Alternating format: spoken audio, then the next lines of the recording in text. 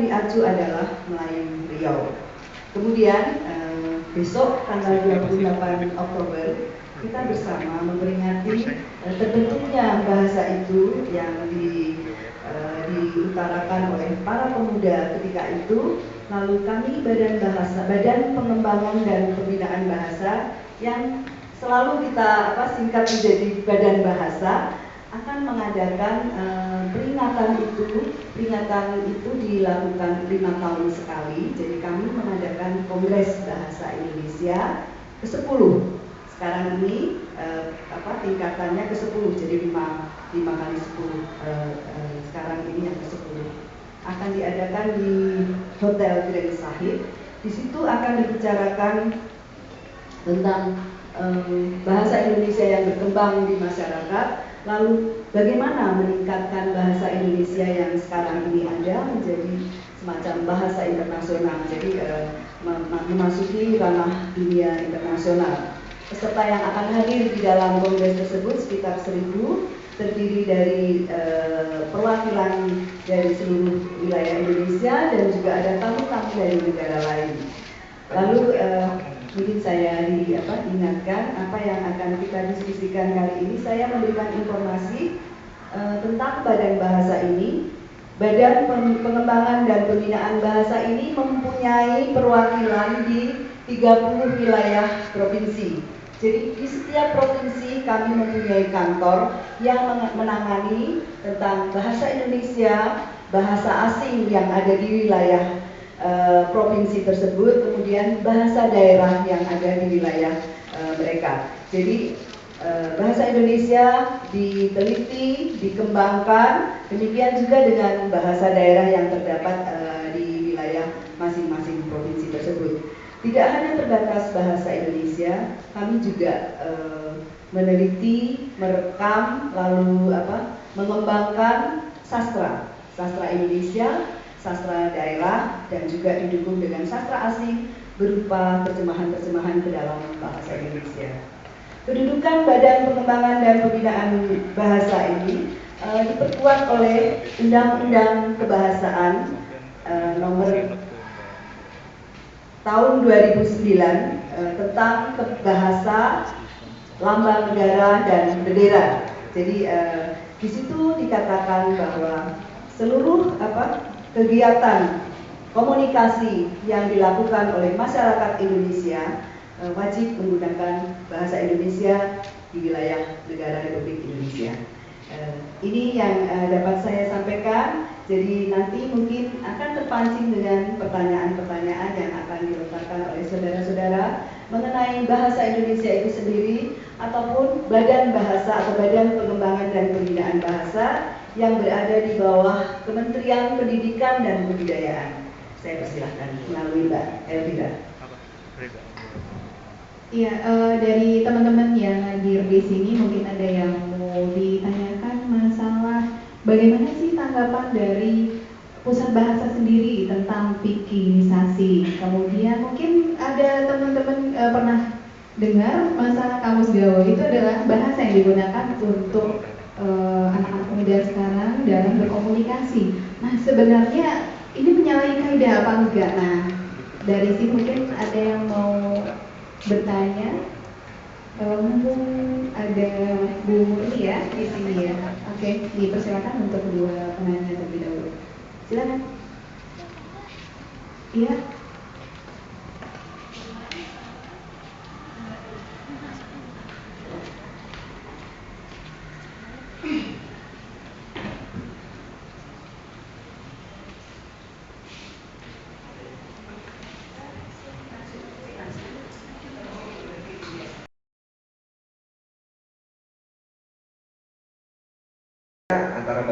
Semua bahasa pasti punya kelebihan dan kekurangan masing-masing. Kelebihan kita yang sampai saat ini saya banggakan adalah bahwa kita membedakan antara kita dan kami. Walaupun sebagai besar orang pasti lupa bedanya apa. Saya sebenarnya seperti Mbak Nia tadi juga menyiapkan makalah. Kita terlalu serius lah. Cuma oke lah. Ini saya mungkin sedikit aja dari sini. Beberapa yang saya jelaskan di sini sudah di dalam presentasi Salindia saya itu sudah Ini tidak terlalu banyak, hanya sekitar 6 halaman. Beberapa sudah dikemukakan tadi oleh Mbak Dina. Cuma mungkin yang ingin saya soroti ada beberapa saja. Pertama, bahwa ikrar tahun ini karena kita menyambut Sumpah Pemuda. Sumpah Pemuda itu tidak berikrar satu bahasa. Itu yang mesti diingat, dan itu yang sering salah. Satu bangsa, satu nusa, satu bangsa, menjunjung bahasa persatuan. Jadi para pemuda kita saat itu tidak mengakui bahwa, bukan tidak mengakui, tidak menyebutkan bahwa kita hanya menggunakan satu bahasa. Bahasa persatuan kita adalah satu, bahasa Indonesia. Dipersilakan karena mungkin menyadari bahwa bahasa daerah di Indonesia sangat banyak kan. Saya yakin kebetulan minggu lalu itu saya baru diundang pada hari apa ya, saya lupa. Hari Rabu kalau saya nggak salah, saya baru diundang oleh Balai Bahasa Yogyakarta juga untuk berdiskusi. Dan di sana Mas Sitok Srengenge itu menyampaikan bahwa itu lucu sekali, beliau bilang mengingatkan bahwa bahasa Indonesia itu bukan hanya satu-satunya bahasa yang digunakan di sini. Dan beliau memberi contoh, kebetulan sewaktu lagi memberikan sambutan, Kepala Badan Bahasa Yogya itu menyampaikan terima kasihnya dalam bahasa Jawa. Atur nuwun kalau saya nggak salah, saya bukan orang Jawa. Atur nuwun, dan itu kelihatan sekali, terutama karena acaranya mungkin di Yogyakarta ya. Nah, jadi itu yang mungkin saya mesti ingatkan bahwa bahasa kita, saya orang Minang, saya bisa berbicara dengan bahasa Minang. Saya lama di Sunda, saya bisa berbicara dengan bahasa Sunda. Istri saya orang Jawa, semua keluarga istri saya orang Jawa, jadi saya bahasa Jawa halus juga paling tidak mengerti, walaupun tidak aktif. Dan saya pikir itu adalah kekayaan kita justru. Bahasa Inggris ya nggak usah disebut lah, maksudnya itu memang udah pekerjaan saya hari-hari. Lalu itu mungkin yang perlu saya soroti, bahwa kita cukup beruntung bahwa kita paling tidak kita diminta untuk menguasai 3 bahasa. Bahasa Indonesia untuk bisa berbicara dengan guru dan segala macam, lalu bahasa daerah untuk bisa berbicara dengan keluarga, dan terakhir bahasa Inggris karena sekolah dan kadang-kadang keperluan pekerjaan untuk kita untuk berbicara dengan bahasa Inggris. Nah, lalu kemudian bahasa Indonesia bukannya tidak punya pamor sama sekali. Saya editor Google Bahasa Indonesia, dan kalau kita lihat hampir semua situs web yang menyediakan multibahasa sangat memandang bahasa Indonesia. Google sendiri menganggap bahasa Indonesia adalah salah satu bahasa yang terbesar di mereka, sehingga peran saya adalah editor. Mereka punya puluhan penerjemah untuk bahasa Indonesia. Editor itu mereka punya 4. Jadi alurnya penerjemah dulu, lalu kemudian baru dilempar ke editor. Jadi bayangkan bahwa mereka bersedia untuk mengalokasikan sekian banyak sumber daya untuk memfasilitasi bahasa Indonesia. Google sangat melihat itu. Lalu Twitter bahasa Indonesia adalah satu di antara 10 bahasa yang pertama kali mereka pakai. Facebook juga sama. Jadi kalau misalnya dilihat bahasa Indonesia itu pamornya cukup besar sebenarnya. Paling tidak mereka melihat bahwa kita itu kan adalah negara yang memiliki jumlah penduduk keempat terbesar, 250 juta perkiraan Bank Dunia pada tahun 2012. Jadi paling tidak dari segi ekonomi kita itu sangat mendorong negara-negara tersebut untuk memasarkan produk mereka. Ya nggak apa-apa lah, kita dijadikan sasaran ekonomi, paling enggak dengan kayak gitu bahasa kita bisa memegang peranan. Kalau saya nggak salah, mau dikoreksi Mbak kalau saya salah. Tema dari Kongres Bahasa Indonesia ke-10 tahun ini adalah penguatan bahasa Indonesia di tingkat dunia ya, di tingkat internasional. Saya nyatet sih sebenarnya. Iya, jadi itu adalah tema besar dari Kongres ke-10 Bahasa Indonesia. Di dalam forum ini sih saya nggak akan sampai ke sana ya pembahasan saya. Mungkin saya akan topik utama yang akan saya bahas adalah tadi saya sudah memperkenalkan mengapa saya sampai satu jatuh cinta terhadap bahasa Indonesia. Lalu kemudian mungkin saya ingin menggali beberapa hal yang diamati saat ini, bukan tujuan untuk mengkritik, tapi dengan tujuan agar kita dapat memperbaiki ke depannya. Itu sih harapan saya. Kondisi terakhir mutakhir saat ini itu ada 2 yang saya lihat. Mohon diingatkan kalau saya sudah terlalu lama. Kondisinya ada 2 yang saya lihat. Pertama, kebanggaan terhadap bahasa Indonesia menurun. Lalu kemudian kedua, keterampilan berbahasa Indonesia itu juga menurun. Itu yang saya amati. Mengenai kebanggaan, ini ada 3 hal paling tidak yang kita lihat merupakan gambaran dari penurunan tersebut.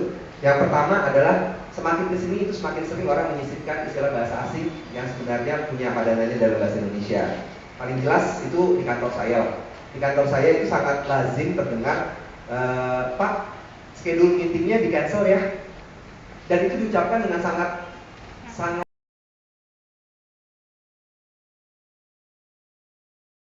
bagaimana bahasa Indonesia itu tetap ada, tetap lestari, tetap wujud gitu, tapi bahasa-bahasa daerah itu tidak hilang, tetap ada gitu. Jadi lokalitasnya itu kuat gitu, berbahasa lokal yang kuat, tapi kita dipersatukan dengan bahasa Indonesia. Itu yang perlu kita jaga bersama. Oke, lanjut beberapa. Ini politik bahasa dan politik sastra, saya pikir ini juga butuh karena mau ngotot bagaimanapun dari Badan Bahasa, dari Forum Lingkar Pena, dari pegiat literasi dan lain sebagainya. Ketika kemudian orang-orang politik itu dengan seenaknya, misalnya regulasinya dirubah, coret, itu artinya kita butuh juga orang-orang penikmat literasi, orang-orang yang mencintai bahasa Indonesia secara sederhana itu berjuang di jalur itu, di jalur regulasi. Ya, lanjut saja. Ini nanti bisa dikopi saja. Lanjut saja. Terakhir di terakhir. Oh, oke, sebelum terima kasih. Nah, ini optimisme. Ini rasa optimis saya dan teman-teman semuanya, mungkin Mas Ivan semuanya, karena memang harus harapan itu selalu terbuka. Gitu. Harapan itu selalu terbuka bahwa bahasa Indonesia nanti ini akan berkembang. Jika dunia Melayu Indonesia akan hadir sebagai salah satu kekuatan dunia nanti, dan kawasan Asia Pasifik bahasa dan sastranya harus juga berkembang mengikuti perkembangan globalisasi ini, juga harus diikuti oleh perkembangan bahasa, perkembangan karya-karya yang membuat bahasa dan sastra Indonesia itu juga mengiringinya gitu, supaya tetap lestari. Karena kalau berdiam diri saja, maka ya akan tergiras, akan habis dengan sendirinya. Artinya ini kan sebenarnya saling mendorong. Kalau dari luar itu mendorong dan kita diam saja, kita akan terus mendorong. Tapi kalau kita melakukan proses yang positif, juga mendorong ke arah yang positif. Contohnya apa? Misalnya bahasa dan sastra Indonesia harus mampu menjadikan kekuatan budaya yang baru, harus menjadi kekuatan baru. Bahasa Indonesia itu harus menjadi kekuatan yang luar biasa, kekuatan baru yang luar biasa, karena kekuatan budaya kita banyak. Ke depan dari sekarang itu, ke depan adalah pertarungan tentang seni budaya. Siapa yang kuat kebudayaannya, bangsa yang kuat kebudayaan dan seninya, pariwisata dan lain sebagainya, maka dia bisa menguasai bukan hanya militernya, bukan hanya pertahanannya, tapi pertahanan di bidang budaya, pertahanan di bidang seni, pertahanan di bidang kesusastraan. Nah, itu perlu dipikirkan oleh para penikmat sastra, para penikmat bahasa, para penjaga ya garda terdepan lah, kalau kayak dari Badan Bahasa. Kan ini kan istilahnya garda terdepannya bahasa Indonesia gitu. Orang-orang yang luar biasa itu memang harus melakukan sesuatu, tentunya bersama-sama. Misalnya dengan yang memperbanyak buku-buku sastra, yang diterbitkan, tapi dengan penggunaan bahasa-bahasa yang baik, tidak keren-kerenan, tidak. Di samping itu juga mengangkat kekuatan-kekuatan lokal tertentu.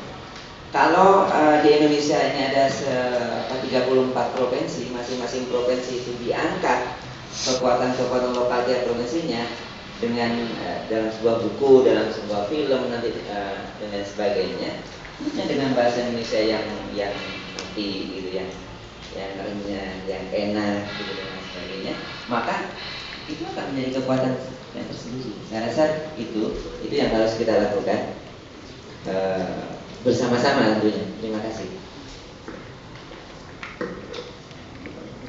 Iya, menarik ya. Dari 3 pembicara tadi ada beberapa yang mungkin teman-teman akan bertanya-tanya. Kalau teman-teman punya kosakata yang baru, bagaimana sih biar bisa masuk ke pusat badan bahasa dan itu disepakati sebagai penggunaan bahasa Indonesia. Kemudian tadi disoroti juga masalah nasionalisme sebenarnya Mas ya. Nasionalisme tentang kepercayaan diri kita sebagai bangsa Indonesia untuk menggunakan bahasa Indonesia itu sendiri yang sudah tergerus oleh zaman, dan kita ya seperti yang disampaikan oleh pembicara tadi, saya kok agak ini ya, tuna harga diri itu sepertinya bagi saya tuh mirip sekali gitu. Ya mungkin tadi teman-teman sebelum menjawab 2 penanya yang pertama, saya berikan kesempatan untuk 2 penanya lagi. Saya kiri dan saya kanan. Iya. Silakan Mas, maju ke depan ya. Ditujukan ke siapa?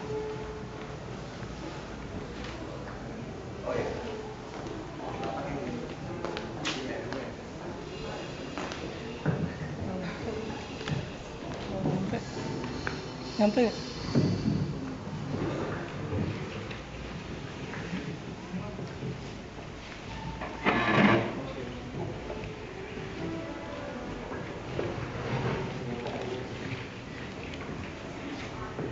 Assalamualaikum warahmatullahi wabarakatuh. Perkenalkan, nama saya Dito dari SLP Siputan sekaligus dari detik.com. Jadi ini menarik sekali apa yang telah ditemukan oleh Mas Ivan Langit tadi dari Wikipedia.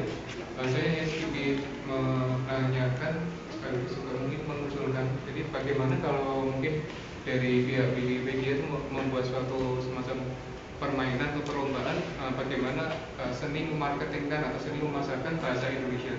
Jadi mungkin bisa semacam kuis atau mungkin bisa bekerja sama dengan pembuat software gitu, jadi tebak kata gitu. Ini mungkin nanti bisa bekerja sama juga dengan semua universitas atau fakultas atau mungkin fakultas bahasa atau mungkin semua sekolah di Indonesia. Dan kepada Mas Subianto, tadi menarik sekali tentang politik berbahasa ya, atau bahasa politik. Jadi ini yang ingin saya tanyakan adalah bagaimana kalau misalnya kita sendiri malu untuk menggunakan bahasa Indonesia di dalam kehidupan sehari-hari, dan itu malah sudah dicontohkan oleh para pemimpin bangsa ini. Padahal kalau kita dulu pada zamannya Bung Karno itu kita bisa membuat getar Malaysia dengan gayaan Malaysianya, tapi sekarang kita malah seolah-olah terhipnotis dengan ada budaya K-pop gitu. Jadi ketika mereka ada penetrasi budaya asing masuk membagi budaya di Indonesia dan mengepung budaya kita, sehingga seolah-olah tadi ada disebutkan fenomena dari globalisasi. Mungkin mohon pendapat dan pencerahan dari Mas Subianto. Mungkin begitu saja, terima kasih. Iya.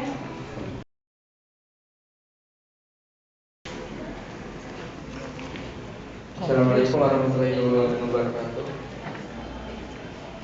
Nama saya Rizal Sulaiman dari Mahat Aryan Maimi, Jakarta Selatan. Saya ingin bertanya, apakah mungkin penerjemahan dari bahasa asing ke bahasa Indonesia, misal bahasa Arab, bahasa Indonesia itu benar-benar tepat, pas gitu padanan maknanya? Karena saya pernah mendengar gitu, ada seorang guru kan berbicara, ini kalau diterjemahin bahasa Indonesia apa namanya itu, nggak ada kosakatanya gitu di bahasa Indonesia. Apakah benar Indonesia kosakata ini bahasa Arab terus yang main kata bahasa Indonesia itu belum ada kosakatanya, apakah itu benar atau apakah itu saja? Terima kasih. Iya, kita langsung untuk sesi. Terima kasih. Nanti tolong diingatkan kalau pertanyaannya belum terjawab. Ya, pertanyaan yang pertama kaitannya dengan mengapa generasi muda itu melupakan sejarah, lalu imbasnya mereka pada akhirnya juga dalam menggunakan bahasa Indonesia itu abai karena mereka telah meninggalkan sejarah tentang adanya bahasa Indonesia itu, bagaimana para pendiri bangsa ini telah membentuk bahasa Indonesia sebagai bahasa yang kita gunakan sekarang ini. Itu memang kita tidak abaikan bahwa generasi muda, saya tidak tahu asal mulanya itu bagaimana, sehingga mereka selalu menyatakan bahwa bahasa Indonesia itu merusak bahasa daerah, kemudian bahasa Indonesia itu sekarang sudah tergilas dengan adanya bahasa asing yang memasuki kosakata yang mereka gunakan dalam kehidupan sehari-hari. Saya rasa mungkin dari forum Lingkar Pena ini kita kembali menyadari bahwa dari masing-masing diri mencobalah untuk sadar, agar saya memberikan sedikit contoh yang baik. Bagaimana caranya agar seluruh komponen atau personal di dalam forum Lingkar Pena ini menjadi seperti Mas Ivan Lanin. Jadi di dalam menggunakan kosakata sadar bahwa dia adalah orang Indonesia yang harus menggunakan kosakata bahasa Indonesia yang selama ini telah ada sejak zaman tahun 1928. Memang perlu penyempurnaan, namun setidaknya dasar untuk menjadi bangsa yang sadar yang harus berbahasa Indonesia dengan baik dan benar itu dapat kita mulai sejak hari ini. Apakah ini jawaban saya sudah dapat memuaskan? Kemudian tentang pro dan kontra yang terdapat di negara Australia.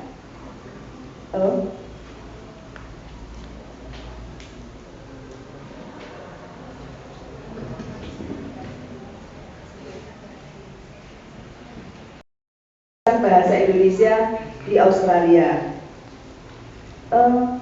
Tidak hanya di Australia, mungkin di Jerman, di Belanda. Memang peminat bahasa Indonesia yang berada di negara-negara itu berkurang. Bukan karena kita tidak proaktif untuk menawarkan istilahnya, menjajakan bahasa Indonesia itu kepada mereka, tetapi memang peminat bahasa Indonesia di negara-negara itu memang berkurang.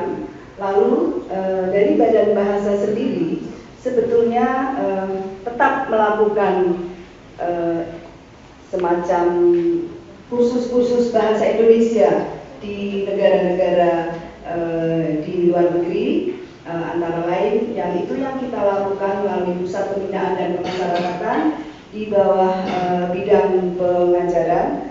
Di situ ada PIPA, jadi untuk pengajar asing ya. Jadi kita melakukan pelatihan bahasa Indonesia di kedutaan besar melalui atas kebudayaan yang berada di masing-masing negara tersebut. Tetapi saya rasa hal itu bukanlah yang penting bagi kita. Bagaimana caranya dari dalam negeri ini generasi muda kuat dahulu dalam berbahasa Indonesia. Abaikan saja kalau misalnya ada pelarangan Australia untuk warga negara Australia untuk berwisata ke Bali atau apapun, itu tidak masalah. Yang paling penting bagi saya, bagaimana generasi muda ini sadar bahwa menggunakan bahasa Indonesia dalam komunikasi sehari-hari itu lebih penting daripada mencampur adukannya dengan bahasa asing. Boleh kalau saya boleh sedikit menyinggung hasil diskusi saya mengamatinya, sebetulnya untuk kebanggaan dalam berbahasa Indonesia, kita semua sudah paham. Pikiran-pikiran kita bagus, bagaimana agar kita menjadi bangga. Tetapi untuk mengeluarkan pikiran-pikiran itu dengan melalui bahasa, itu yang masih belum benar, belum cermat, dan belum paham. Jadi generasi muda ini masih banyak yang belum paham tentang kosakata itu sendiri dari sisi penulisan sesuai dengan kaidah, lalu sisi pemaknaan kosakata itu sendiri. Tadi saya masih melihat itu mungkin kesalahan di dalam berkata-kata, tetapi ini mengurangi kecermatan dalam berbahasa. Di dalam berbahasa itu ada ragam bahasa. Yang pertama ada ragam bahasa formal dan ragam bahasa informal. Seperti apa ragam bahasa formal? Ragam bahasa formal itu dilakukan di dunia pemerintahan, di dunia pendidikan. Lalu seperti ini situasi resmi di semacam diskusi atau seminar itu adalah situasi resmi. Jadi bahasa yang seperti apa yang kita gunakan dalam situasi resmi? Kita harus setidak-tidaknya sadar apa yang keluar dari mulut kita ketika kita berucap di dalam sebuah seminar. Misalnya saya koreksi sedikit, kata bikin, kata udah, kata enggak, itu bahasa lisan situasi informal. Kalau situasi formal jelas bikin itu buat, membuat, kemudian udah, sudah, kemudian aja, saja. Ini kecermatan saja. Tapi tidak apa, nanti kita bersama-sama latihan. Saya juga kadang-kadang masih menggunakan bahasa informal dalam situasi resmi. Lalu kata-kata seperti tadi saya masih mendengarnya, ini saya kadang-kadang merasa sedih. Kata dasar ubah, ketika mendapat awalan mengubah, ketika mendapat awalan diubah. Mengapa harus ada huruf R di antara itu ketika kita mengucapkannya? Dirubah, merubah. Jika mendapat awalan pe dan an, memang menjadi perubahan. Tetapi itu mungkin tanpa kita sadari. Lah, ini kecermatan di dalam berbahasa memang harus kita secara disiplin ya, secara disiplin. Mas Ivan, itu tadi memang kata di atas, di sini dipukul, itu masih belum paham. Kapan dia di itu dipisah, kapan itu di itu digabung. Tetapi itu di dalam bahasa tulis. Bahasa lisan pun ada bahasa lisan formal yang harus kita sadari sebagai pengguna bahasa itu sendiri. Bagaimana bahasa itu menjadi berkembang ke wilayah internasional kalau penggunanya sendiri masih belum incumbent atau petahana. Jadi ini yang sebetulnya bahasa adalah kesepakatan para penggunanya. Tetapi kita harus melihat juga kaidahnya. Bersepakat, tetapi harus melihat kaidah. Tidak harus bersepakat mengatakan diubah kaidahnya. Kata ubah ketika mendapat awalan di atau awalan me, tidak ada huruf R di antaranya. Itu. Kemudian itu yang dari asing. Lalu kata miris, mantan, pernah mendengar kata miris? Itu kita ambil dari bahasa daerah, lalu menjadi bahasa Indonesia. Lalu saya juga mengimbau pada teman-teman PLFLP setelah hari ini tidak mengucapkan lagi produk, unit, gender atau gender.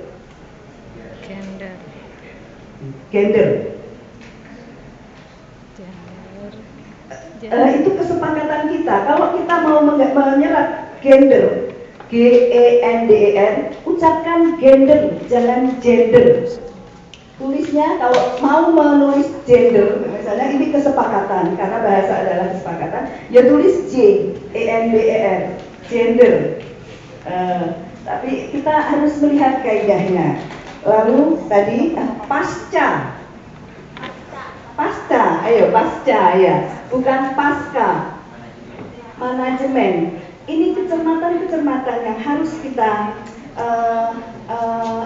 harus kita lakukan sebelum kita mengatakan bahasa Indonesia ini itu, badan bahasa harus ini itu. Tetapi yang mengatakan itu sendiri masih belum benar menggunakan dan mengucapkan kosakata yang harus dia gunakan dalam komunikasi sehari-hari.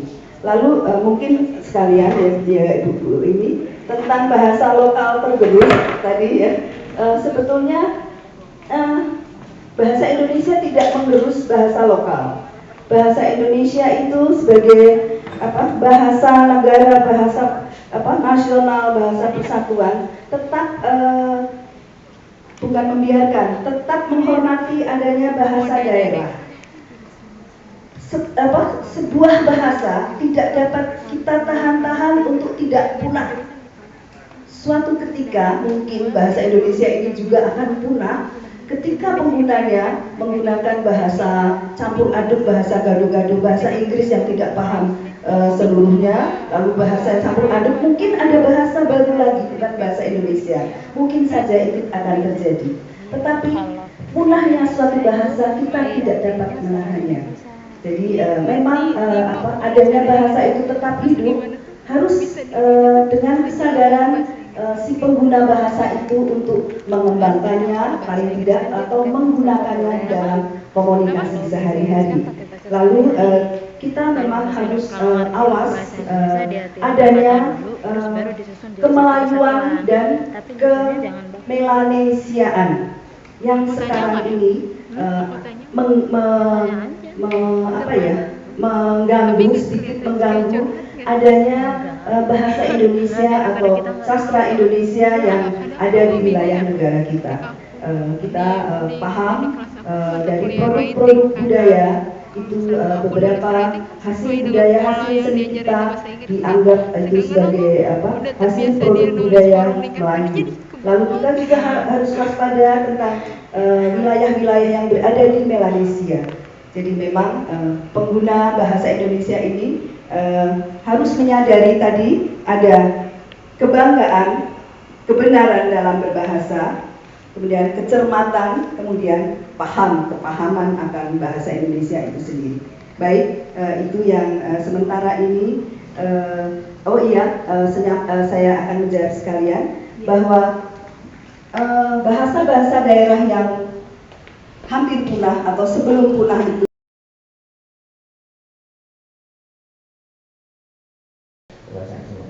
Nah, seperti itu. Jadi memang tidak semuanya bisa diterjemahkan yang bisa pas itu ada padanan kata yang pas, tidak semuanya. Karena memang harus ya ijmali. Tafsir-tafsir, terjemahan tafsir ayat di Indonesia itu rata-rata itu maknawi. Mulai dari terjemahan tafsir Ibnu Katsir dan lain sebagainya, bahkan hadis-hadis Bukhari Muslim itu rata-rata ijmali. Cek. Saya berani jamin 100% karena saya tahu persentase itu hanya ada 100, kalau SD kan 1000%. Saya bisa jamin itu 100% itu maknawi. Itu dan itu bisa dicek. Karena tidak menemukan padanan kata yang pas ketika itu diterjemahkan secara harfiah. Nah itu tidak masalah selama itu kan nanti ada kaedahnya sebenarnya kan dalam menerjemahkan ya, tidak kemudian seenaknya saya juga gitu. Bentar, ini tidak ada padanan kata yang pas, udahlah ini aja lah gitu. Sehingga ya PTS main apalah kantinan main gitu segala macam lah. Pokoknya yang penting seperti itu, enggak juga. Ya tidak juga seperti itu. Jadi tetap ada kaedahnya. Kaidah secara lugawi, kaidah kebahasaan gitu dan lain sebagainya itu tetap diikuti dalam berseperti seperti itu. Saya kemudian tadi jangan puas dengan kata-kata atau bahasa-bahasa yang sudah biasa. Itu baik sekali, itu benar. Supaya kita bisa terus menggali gitu. Pucat pasi itu sudah biasa. Mungkin ada 365 juta orang memakai kata pucat pasi itu, tapi angka itu harus dicek. Gitu. Tapi yang menggunakan bahasa dengan kata pucat bengkoang gitu, itu coba dicek. Itu tidak biasa. Pucat pasi itu biasa. Pucat bengkoang, misalnya pucat bengkoang, itu nggak apa-apa. Nah, boleh gitu, sah-sah saja. Yang penting nanti tidak menyalahi makna itu ya. Yang penting tetap ada kaedah-kaedahnya, maknanya juga sama gitu, dan lain sebagainya. Kiasannya itu tepat gitu. Itu yang penting. Saya rasa itu. Baik. Bahasa Indonesia sederhana. Mungkin Mas Ivan Lanin, Forum Lingkar Pena berbahasa nanti juga bisa bersinergi untuk bagaimana. Ini saya berharap tidak selesai di sini gitu. Karena kalau selesai hanya di diskusi di wacana, saya rasa efeknya sedikit ya. Ini harus punya harus lahir agenda-agenda berikutnya gitu, yang bisa dikerjakan secara bersama. Saya ikut. Terima kasih. Oke, saya yakin teman-teman masih banyak pertanyaan.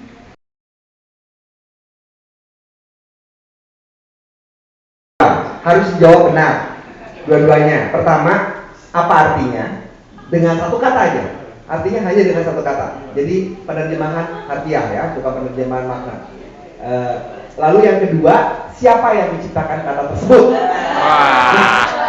Oke, silakan.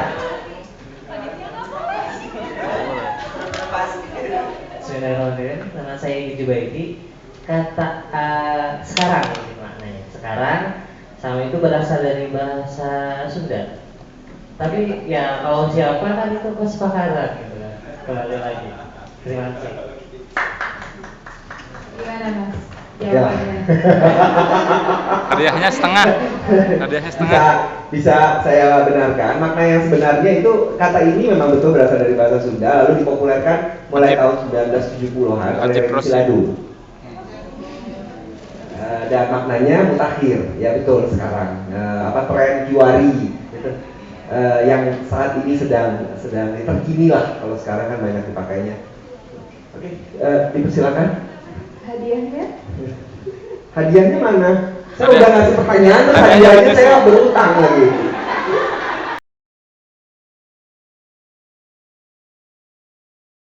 Adalah akhiran in, itu satu. Lalu kemudian membedakan kata mana yang pakai hak dan mana yang tidak. Itu sulit juga, karena saya orang Sumatera. Kadang-kadang ya contoh mengimbau atau menghimbau. Karena memang kadang-kadang tuh beda, nggak terasa bedanya kan kalau melafalkan kan. Sekedar atau sekadar?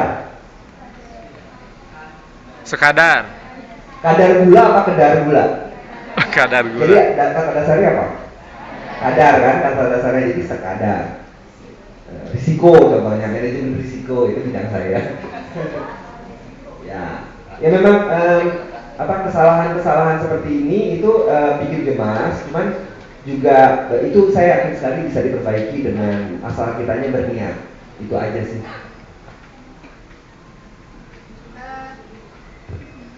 Masih ada sepertinya yang mau bertanya, jadi saya kasih sesi kedua seperti janji saya tadi untuk dua pertanyaan dari sebelah kiri, ya, kemudian sebelah kanan, ya, dipersilakan.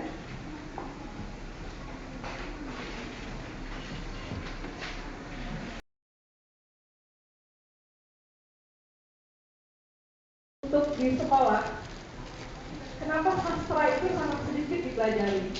Yang dipelajari adalah bahasa Indonesia, tapi bukan sastranya gitu.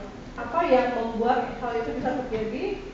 sementara sekarang kalau kita lihat di ujian nasional itu anak SD sudah dikasih pertanyaan yang bentuknya sastra yang bikin anak itu ambigu gitu, bingung.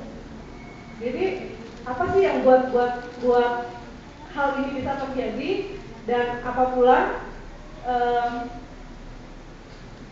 dari pihak Badan Bahasa ini untuk menyikapi hal tersebut. Terima kasih.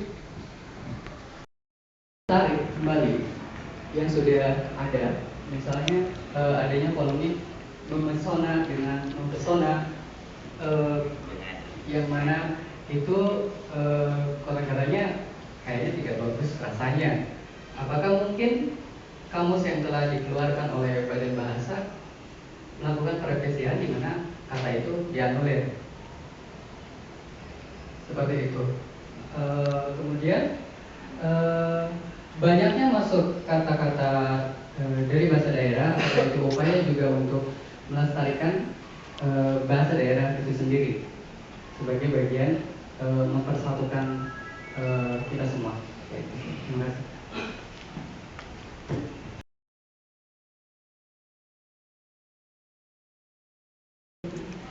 Kira Yayut dari Depok, itu pertanyaan yang bagus sekali. Mengapa karya sastra yang muncul sekarang ini tidak seagung karya sastra zaman dahulu? Zaman dahulunya itu karyanya Mahabharata Ramayana, Walmiki, atau angkatan 20 atau angkatan 45, 60, 70 dibandingkan dengan tahun 2000 ini, mungkin memang kita harus membaca seluruh karya sastra yang ditulis oleh sastrawan Indonesia yang muncul. Jadi memang kita tidak boleh tertinggal membaca atau selalu mengikuti perkembangan penulisan sastra oleh sastrawan-sastrawan yang tahun 2000 hingga sekarang. Saya rasa sastra itu agung sesuai dengan zamannya. Kalau kita sadari, jika generasi muda kita diminta untuk membaca karya Marah Rusli, kemudian Azab dan Sengsara, Merari Siregar, kemudian Siti Nurbaya, dengan bahasa yang digunakan ketika tahun 20 itu, coba Ibu perhatikan, pasti mereka akan istilahnya untuk bahasa gaulnya itu BT.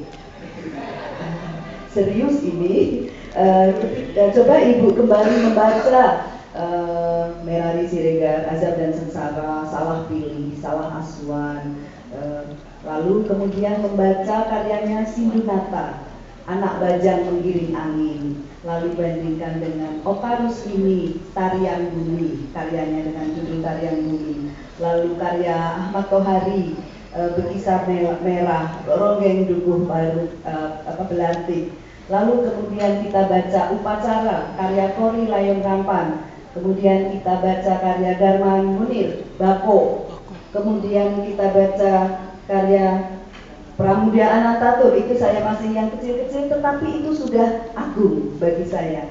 Karena apa? Para penulis, para sastrawan yang menulis seperti tadi Ronggeng Dukuh Parut dan Upacara, Kori Layong Lampan, Ahmad Tohari, Okarus Lini, Buraswanto, Darman Munir, mereka menulis warna lokal dengan warna lokal. Jadi kebudayaan, situasi masyarakat di daerahnya.